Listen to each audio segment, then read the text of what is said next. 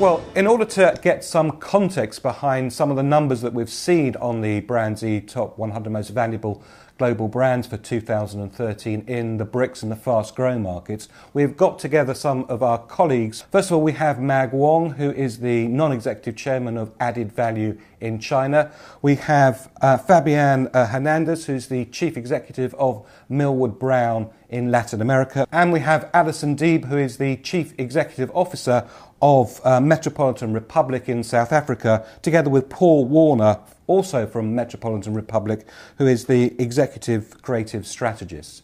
Well, let's start with one of the very high-level analysis that we've just seen, which is if you look at the difference between the growth in China, around 30% brand value growth of our China top 100 brands that are in there, versus what we see in Latin America, a decline of about 13%.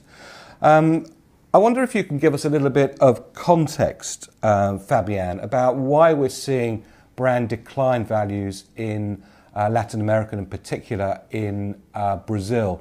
Not so long ago, Brazil really was the hot market. What's gone on this year?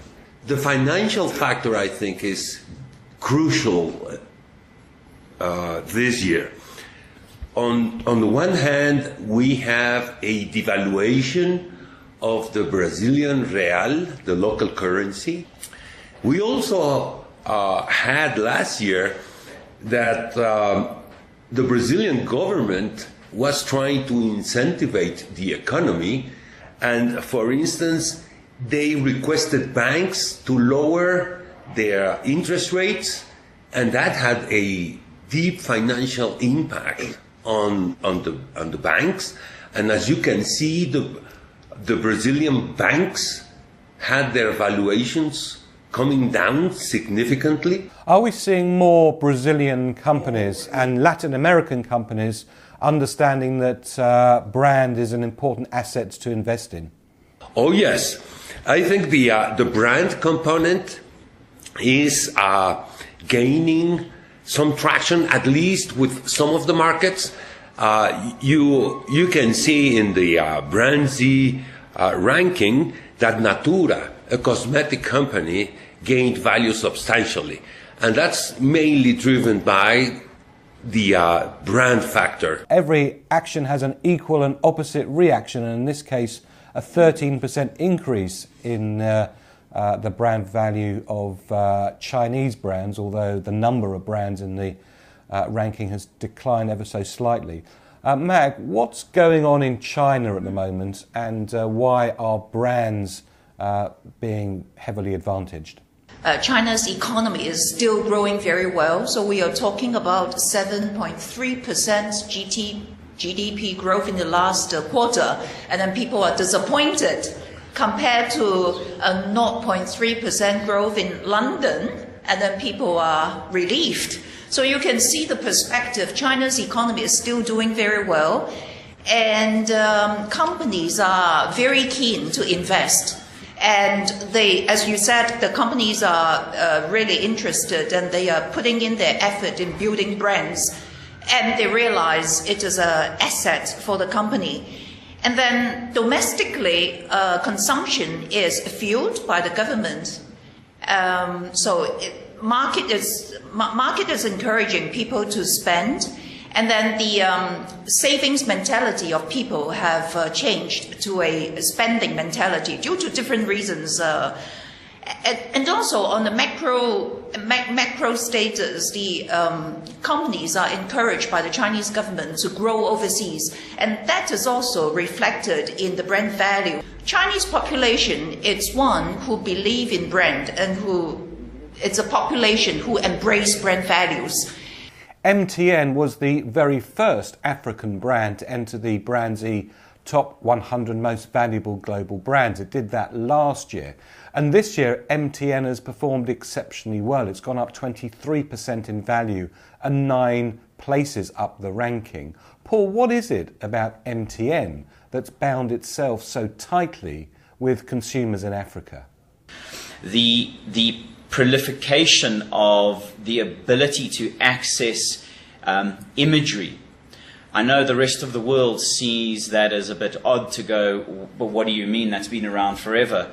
When you have a mobile platform that has introduced voice, and then within a year or two has introduced video, the impact of what that does on a young individual's mind is absolutely immense. And when you're looking at the African continent that's sitting at 65 to 70% of the human race that sits on the continent is under the age of 20, you start to realize what a brand can actually do, because a brand is not a company.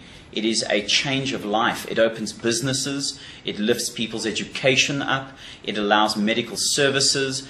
Alison, what is it, though, that binds MTN as a brand closer to its customers that's just above the enabling technology? Despite the fact that we are in 20 countries, it's about the fact that we see each country as the only country. Whether we are in South Africa and we divide South Africa up and go and do a campaign, we'll run 100 different radio spots because we should, because they're different. There are 100 different reasons to talk to people differently. So we are not a mobile company. We're not a telco company. We're a lifestyle brand today. We are integral to your life and to your state of being and your pride. And I guess that has really resonated tonally and actually in the hearts and minds of our almost 200 million customers. We've seen tremendous growth in fast-growing markets over the last few years in terms of their domestic brands. Do you see strong international brands being created by fast-growing markets over the course of the next few years? Well, I believe that in Brazil there are big local brands that could go international or worldwide. In other Latin countries, I don't think we have the ability to build that kind of brands. In the case of China, I think the domestic brands have this ambition, but they know of the challenges. Expansion into Africa is everywhere. It is spoken about every day by every decent company that thinks ahead. It is now everywhere. And we are determined to really make a change in terms of how we take brands to those very interesting, very young, very impressionable consumers that exist out there in the millions. So we're very excited to be part of this journey that is very alive today. Both South Africa and China have recently hosted significant world sporting events, and Brazil is about to host both of them, the Olympic Games and the FIFA World Cup. These sports events sort of come and go, but what lasting impact do they leave for their host country's brand? The Olympics has certainly made the Chinese people think and feel and see that the country is now open to the world. It did stimulate a lot of nationalistic pride at that point in time. So the China brand, people feel, has gone out to connect to the world. The power of uniting a nation to host the world, there is no other opportunity to do that. So that has changed us fundamentally, and I believe forever. So how's the World Cup being positioned in Brazil, Fabienne, and what are the opportunities for brands? The Brazilian government somehow wants to involve neighboring countries so that the World Cup is a South American event, not just a Brazilian one. The opportunity for brands, for sponsoring brands, is huge, just because of the importance of football in Brazil. So far we have seen the usual sponsors, but the Brazilian government is involving big national brands like the retailer Pão de Açúcar and some of the cosmetics companies, banks and so forth, the largest Brazilian brands. Alison Deeb, I wonder what light that you can throw on what the opportunities have been for brands during the World Cup, and how potentially brands in Brazil could benefit from some of the activities that took place in South Africa a few years ago. One of the things that still astonish us today is that MTN, as a client of ours and as a brand that was a number 2 in the market, had an incredible response through the efforts of the World Cup. It outspent and in fact outscored a brand such as Coca-Cola, which is normally unheard of. For Brazil, a word of advice: there's 2 clients, 2 brands. Those brands who are not going to be a sponsor and those that are. A piece of advice for those that are going to, and why something that we found worked really well was to create a distinct customer experience around the World Cup. People aligned themselves to the local in-country brand that was sponsoring it out of pride, and having a unique experience that surrounded that really worked really well.